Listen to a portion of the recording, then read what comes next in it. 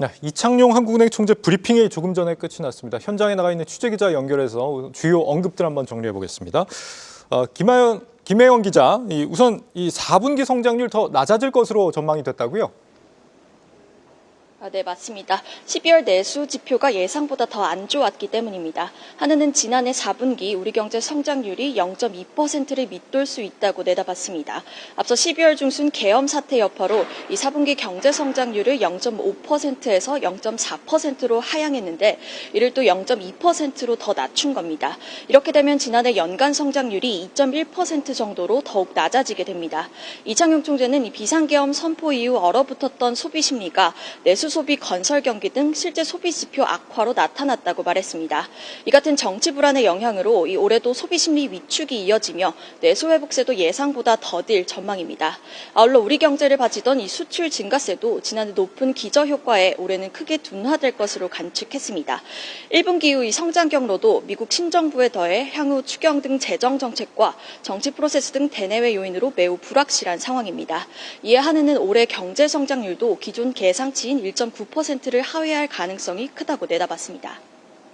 이번에 금리를 동결한 이유도 사실 환율 때문이었는데 앞으로도 외환시장 불확실성이 더 커질 것으로 내다봤다는 거죠? 네, 한국은행은 이 환율의 특정 수준을 언급하는 대신 이 변동성이 확대될 가능성이 크다고 말했습니다. 이 총재는 특히 환율이 오르는 이유에 집중해야 된다고 밝혔는데요. 그간 1,470원까지 올랐던 이 환율을 분석해 볼 때 50원 정도는 달러 강세에 기인하고 30원 정도가 국내 정치 상황 때문이라고 봤습니다.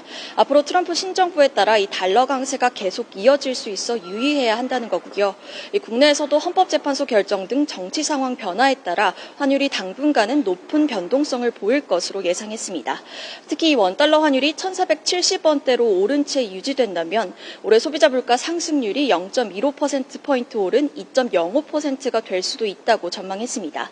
이 환율 오름세에 따른 물가 상승 우려도 커졌다는 평가입니다. 네, 그렇다면 금리 인하 시점은 언제 정도가 될 것이냐, 여기에 대한 언급도 있었습니까?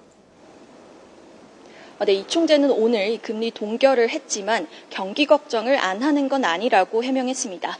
특히 오늘 통방에선 금통위원 6명 전원이 3개월 내 금리 인하 가능성을 열어둬야 한다고 판단했습니다.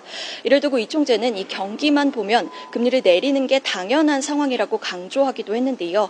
다만 이 금리 인하가 경기뿐 아니라 이 환율, 가계부채 등 여러 변수에 영향을 주기 때문에 이 대내의 불확실성이 좀 큰 만큼 현 시점엔 지켜보자는 판단이었다는 거고요.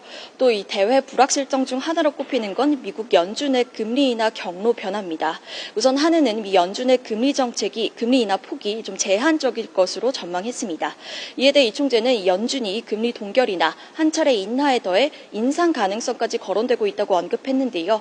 다만 금리 인상기와 달리 인하기엔 이 미국과 독립적으로 국내 경제 상황만 보고 판단할 여력이 크다고 말했습니다.